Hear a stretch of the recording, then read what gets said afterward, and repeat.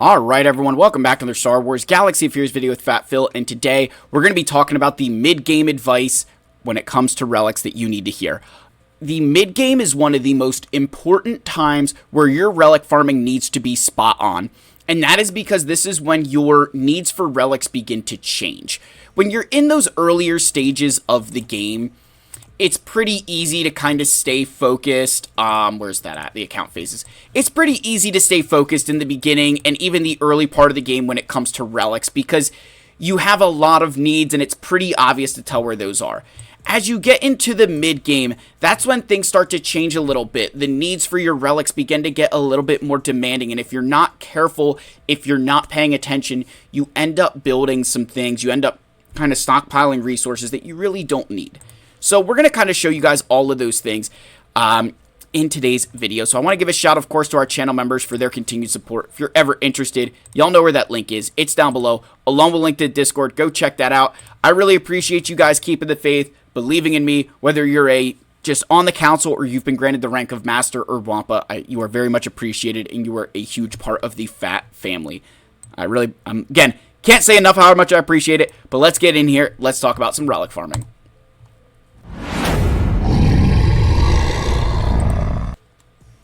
Alright, so we're going to be flipping back and forth between this page and then between a page on Swago gear events just to show you guys a few of the things that I'm kind of looking at right now. So, the first thing you need to bear in mind as you are relic farming is with the high relic materials, those high levels, the relic 8s, the relic 9s, slow and steady. A lot of you get into this trap where you think you need to stockpile the relic 8s, you need to stockpile the relic 9s. Yeah, I got to get everything I need for this farm. I've got to do everything I can to get this stuff. When you really just need those relic 1 through 7 pieces, that's where your attention should be. Let the relic 8s, let the relic 9s kind of naturally flow in, because most of you don't need a lot of them early on, right? Let me show you just something for perspective that I think a lot of times people kind of don't put the 2 and 2 together, right? So if I go here to Swago Events Gear, so on this page, what you're seeing is every journey guide character is selected. Now, this is just the requirements. This isn't including the Galactic Legend or, Grand Inquisitor, whatever else. This is just, all right, everything in the journey guide, I've selected all of it. So it's going to have all of your stuff at the appropriate relic levels.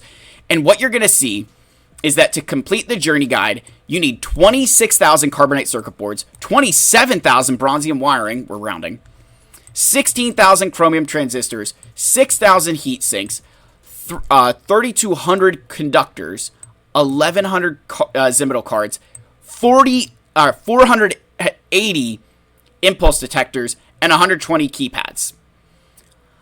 Let that sink in.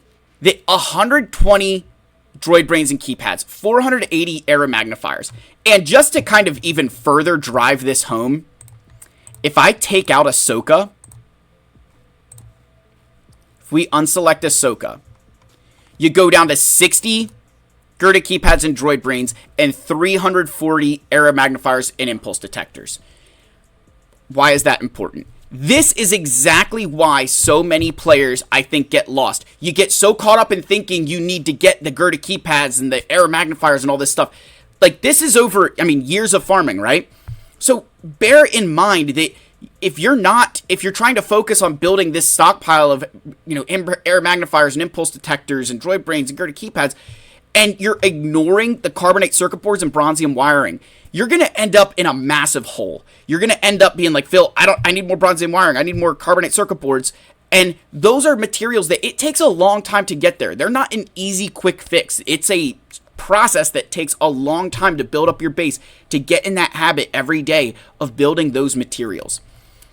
If you are interested, I can go back. I've done a relic farming guide. I can go back and deep dive these pieces again just to make sure you guys fully recognize how to get them. But those are 2 pieces that are not solved through chunk plays. Think about it like college football in the United States. You don't solve bronzium wiring and carbonate circuit boards with 75-yard touchdown passes.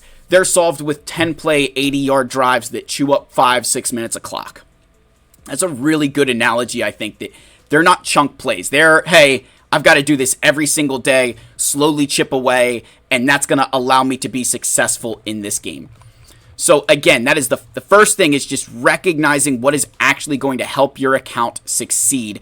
And a lot of you, it's especially in that mid game, you've got to be focused on those middling relic levels and, slow and steady on those high level things. Don't completely ignore them, but don't spend all of your raid resources trying to get relic 8s and, relic 9 mats. Like, just bide your time. And when you're about to start Leviathan, then maybe you worry. When you're about to go for Ahsoka, then we really start worrying. But before then, bide your time. It's okay. Again, we did talk about the conquest currency. If you're going to use that for anything other than shards, buy the salvage. Don't buy the actual relic pieces themselves. You'll save yourself a lot of resources in the long run. Next, this hyper focus fails. What I mean here is players who get hyper focused on like a singular piece. And one of my favorite examples here is Lightside 1D for Carbonite circuit boards. This is a node that a lot of people will turn to when they need Carbonite circuit boards. They just farm this node.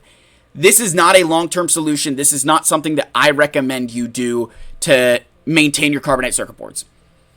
This is something that when players do this and they spend all their regular energy here, what you will inevitably end up doing is you'll build a lot of Carbonite circuit boards, but all the rest of these pieces, all the rest of this stuff, you will end up losing because you're not building towards it.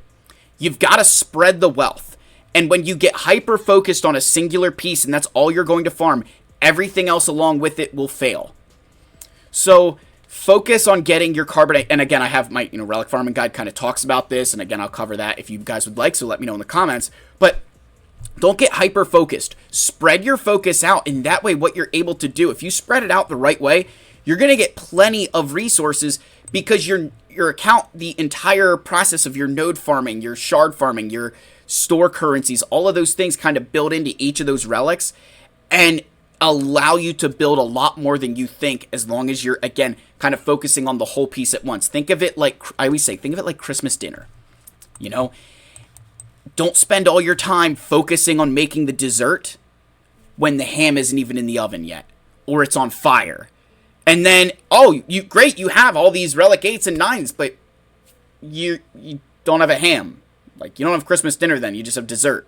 Like, what are you supposed to do with that? Knowing when to stop. This is, in the mid-game, I think this is one of the hardest areas, is knowing when to stop. And for some things, it's pretty easy, Okay, I got my Journey Guide character, I'm gonna, we're gonna stop there. I got what I need, we're gonna move on. But with some of those teams, like the Treya team, Iden Versio, Rebel Fighters, whatever like ancillary teams you're building, sometimes it can be really challenging to know when to stop. I always say that the best way to think about when to stop your relics is, what are they going to do? Ask yourself the question, hey, at Relic, if I take Treya to Relic 7, what am I expecting her to do at Relic 7 that she's not doing at Relic 5? Is it going to change what I'm able to do with that squad? If the answer is no, then stop investing relics into them. Another really good example is, think about like your resistance team with Zori. Right? You go down to the resistance squad with Zori. If I bring them up to Relic 8, what the hell does that do for you? Nothing. If I bring them to Relic 7, what does that change? It doesn't really change anything. They're not a team that benefits from those extra relic levels because they're a mechanic based teams. It's about turn meter. But what does, say, adding, think about like Inquisitors. Adding extra relics here could make a difference in what they do, right? Or maybe you're thinking of your Bo-Katan Mandalorians. That could be a team that, hey, maybe making sure that team's at the right relic levels. Or getting into, your Jabba the Hutt team. Is there things that, hey, at those relic levels, are there ways that they get better? That's kind of how you can figure out understanding when to stop is, what does that unlock for you that previously was locked before? And if it's not something significant, then move on with your life. It's not worth it. Especially in the mid game, what you don't want to do is have this really good relic Treya team, and then you don't have the relic resources to spend on a Journey Guide character because you took this team to Relic 7. So just know when to stop, and always remember, I can always add relics. I can't take them away. I can always come back in and say, hey, you know what? I'm going to bring these guys to Relic 5 because I can. But if I bring them to Relic 5, I can't go bring them back down to Relic 3. I'd rather find out that I'm under-relicked than have over-relicked something and then you can't, it's not helping you anymore. And then I want to give a shout out to Fioli here. So he was in the comments the other day, and I'm going to share kind of his comment here because I thought it was really, really good. So here's the comment from Fioli, and I don't know if you can read it, but I will read it for you guys. And it says, and this was talking about, the conquest where you're buying the salvage instead of the pieces, and he goes, honestly, it depends. If spending a resource in a non-optimal way can get me something before the GAC lockdown, I take it. Timing is key, not just always optimizing the economy. Got to give that a heart. I forgot to give that a heart. And I said, I like this a lot. It's a really good mindset.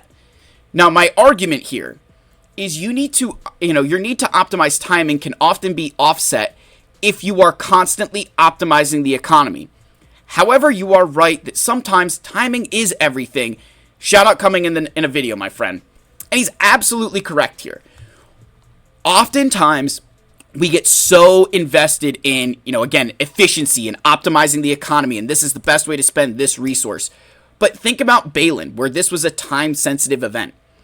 If you were optimal with your resources, where I'm not going to spend more than the shards, or I'm going to do this, or I'm going to do that, and then Balin rolls around, you weren't able to get him. Think of my friend Zangster and Johnny Boy, the two accounts that, we talked about that.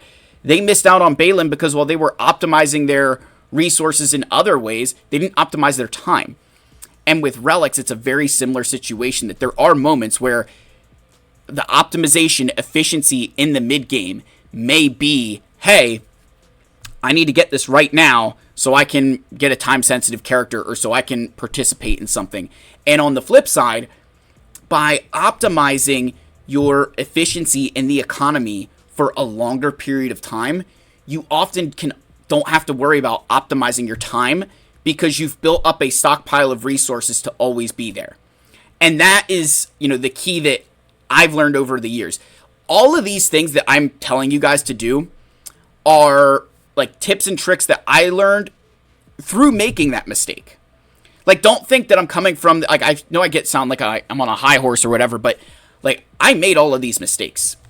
When you scroll back up here to the, this, there was a while where I was so hyper-focused on getting the impulse detectors, and I remember I built this stockpile, and I'm like, what the hell am I doing? Like, I don't even use Relic 8s. I'm not equipping them. Why am I building these? Like, I'm just pissing resources away that could go towards, and I, couldn't Relic 7 characters. I was like, I can't Relic 7 them. I don't have the resources, but I need to build these Relic 8s, and I was like, that is so ass backwards.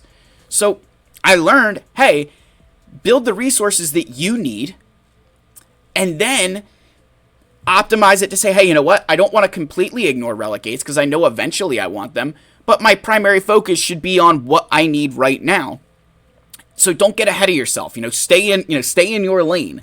In the mid game, this is where I would say you springboard that skipping, like, I don't want to say skipping, but getting ahead in the mid game on relics will set you up for so much more success that in the late game, you can start to try to tackle Ahsoka Tano. You can start to tackle the Lord Vaders of the game because you've set your resources up to the point that you can focus on those other things. So I hope these tips and tricks help you guys build a better account, get a little bit more efficient, not just with your resources, but with your time, and kind of give you that framework for moving into the latter stages of the game. Thank you so much for watching. I love you all, and I'll see you in the next video. Cheers, my friends.